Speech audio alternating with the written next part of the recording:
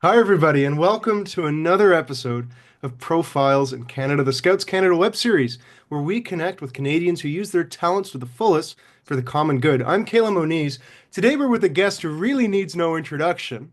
He's Minister Lloyd Axworthy. His accomplishments, they span longer than the time that we have together. He served as Canada's Foreign Affairs Minister between 1996 and 2000. He was nominated for a Nobel Peace Prize by an American senator and was president of the United Nations Security Council during that time. Minister Axworthy actually served in the cabinet of three different prime ministers, so Pierre Trudeau, that's Justin's dad, John Turner, and Jean Chrétien. And he represented Winnipeg South Centre in Parliament, where among his constituents were the 67th Winnipeg Scout Group in Manitoba Council. After politics, Minister Axworthy was the president of the University of Winnipeg. And before politics, Minister Axworthy was a cub and a scout in the north end of Winnipeg in St. Barnabas Church. If you're keen on this conversation, Minister Axworthy actually has a book out. It's a great book called Lloyd Axworthy, My Life in Politics. Thank you very much, Minister, for being here with us today. It's such a pleasure to interview you. Kaelem, my pleasure. Nice to be with you all. So my first question is, you were born in Saskatchewan, you grew up in Winnipeg, strong Mhm. prairie roots. Did you ever imagine that you would be the Foreign Affairs Minister?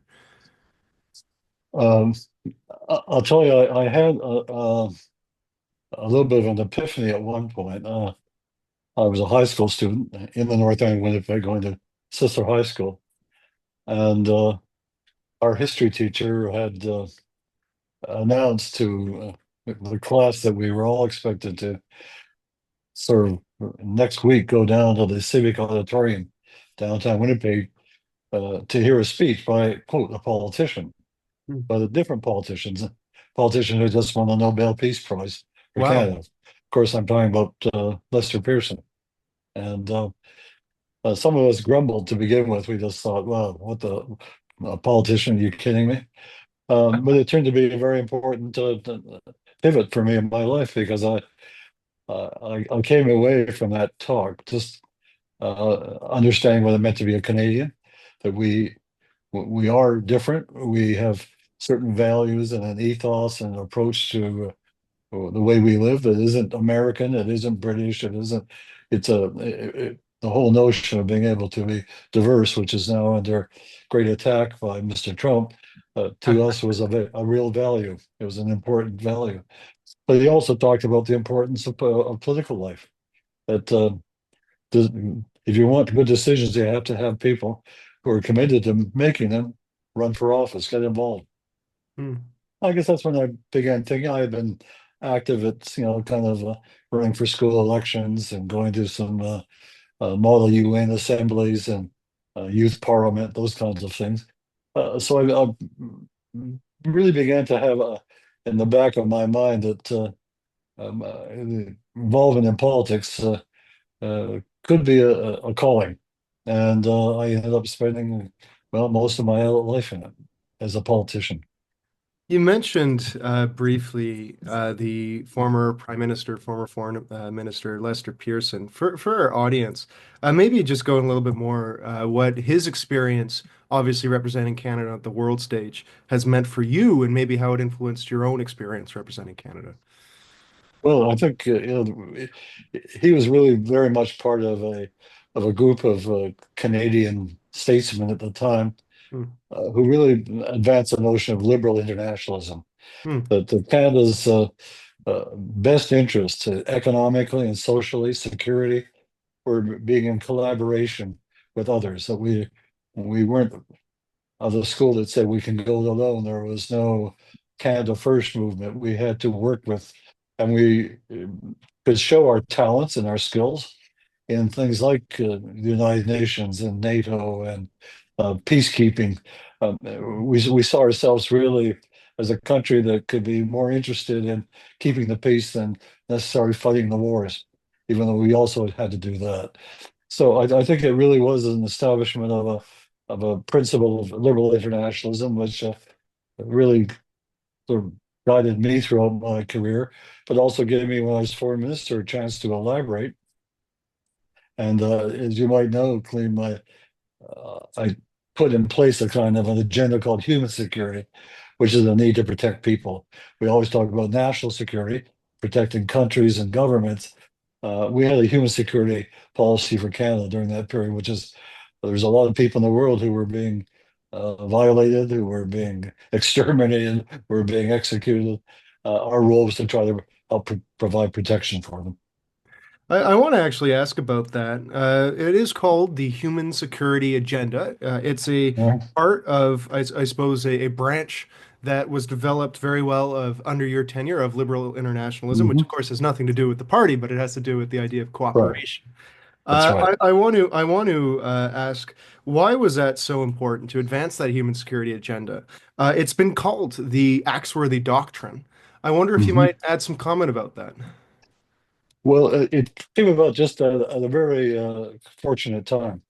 Mm, And the Berlin Wall had collapsed. The Cold War mhm. conventional wisdoms, the kind of rigid uh, enemy, opponent, friend or foe kind of attitude had really opened up, and it was a time when a lot of us had to rethink what role, what was our uh, purpose, and it seemed to me that one of the things that Canadians had learned to do well. I mean, as you know, Mike Pearson, as we called, was the author of the whole idea of peacekeeping at the Right. United Nations. How do you provide an international force in order to protect sort of countries? And one of the things I did as foreign minister is to make sure that peacekeeping wasn't just to provide for protection of borders and convoys. It was actually to protect people. So I Mm. got when I was in this head of the security, president of the Security Council, brought forward a motion which was passed unanimously that the peacekeeping could be used to protect people directly. Those are the times, Glenn, when we were dealing with things like what was the genocide in Rwanda and the what was happening in the Balkans. There was all kinds of eruptions. It's very much like we're facing today as we look around and see what's happening in Sudan and Gaza and Ukraine and other places where force and violence are just wreaking havoc on people's lives. Uh, I wish it was time that we got back to a little bit more human security. I want to talk about Canadian leadership on the world stage. And as we mentioned, traditionally, Canadian leadership on the world stage has been in the form of human rights, in the form of advancing the Mhm. idea that there is security in the individual, that there should be human rights ascribed to the individual. Why is Canadian leadership on the world stage so important? Well, because there aren't many others who believe and practice those kinds of objectives. And we are privileged so much as Canadians. We live in a very sort of rich country. Uh, we have a charter of rights that defends our own sort of Hmm. values. We have a population that is well educated and people who are committed to certain values. It really is our role in the world is very much predicated on what we do here in Canada itself, and that the idea that human lives, human rights matter, they counter. They're not some kind of metaphor that you use. It's a real thing, and Hmm. I guess we're most obvious because we see so many places around the world, including in the United States, where human rights are being taken away. And people are being jailed, people are being deported without any due process, without rights. And so Canada was, I think, still, and maybe even more importantly, has to continue to be a voice for those kinds of fundamental values of how do people have the right to make some choices in their lives, an opportunity to make life better for themselves and their families, and to be protected against whether it's the power of the state or the power of the corporation or the power sort of a dictator. People have a right to uh, be able to protect themselves against those kinds of transgressions. In 1997, Minister, you were nominated by an American senator to the Nobel Peace Prize for your work on banning Mhm. anti-personnel landmines. This episode is obviously scheduled to air on the 29th, or in the 29th Mm. anniversary year of the Ottawa Conference on anti-personnel landmines. You mentioned Canada as a force for leadership because it can bring countries together, because it can get countries to work together. How are you able to find consensus? How are you able to work together with other countries to get this done? Well, I think there had been increasingly recognition that the deadly impact of landmines was just horrendous. We were Mm, 25, 30, 40,000 people a year were being killed or injured or maimed. And we were part of a group of countries that had started talking about it. But any attempt to bring a treaty banning the use of personnel landmines was obviously being opposed by some of the big countries, including the United States and Russia and China and all the big guys who don't like to give up weapons.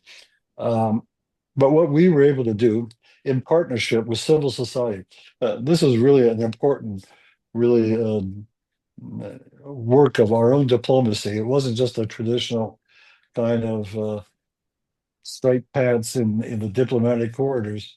We mobilized Canadians to mm. become involved. We worked with a coalition of civil society around the world. And it was through the combination of that kind of public diplomacy that we were able to get a lot of people interested. And then on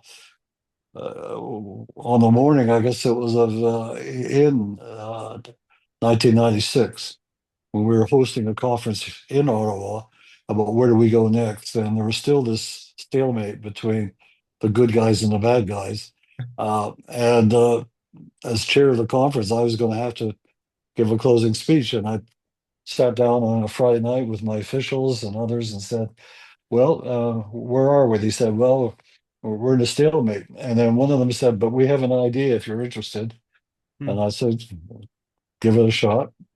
And that is that why don't you just take sort of the most cheeky kind of response and invite everybody in the room to come back to Ottawa a year from there and sign a treaty.